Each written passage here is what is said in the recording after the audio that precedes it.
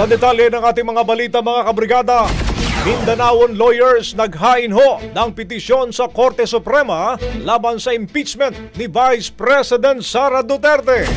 Ang detalye mula kay Brigada Jigo Custodio, ibrigada mo! Brigada Live Report! Brigada Angel naghain ng petisyon sa Korte Suprema ngayong araw ang grupo ng mga Mindanaon lawyers para questionin ang impeachment complaint laban kay Vice President Sara Duterte.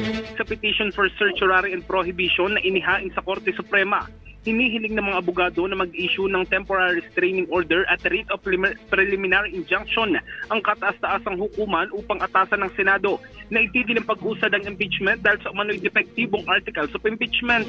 Paliwanag ng mga abogado, procedurally defective, constitutionally infirm at jurisdictionally void ang impeachment process laban sa bise. Kabilang sa mga petitioner ay sina Attorney Israelito Torion, Attorney Martin Delgra, Attorney James Reserva at Attorney Hilary Olga Reserva.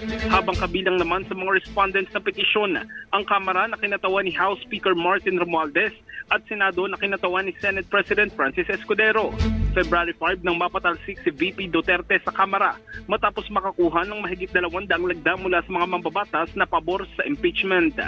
In the heart of changing lives, ito si Brigada Jigo Custodio ng 105.1 Brigada News of Manila.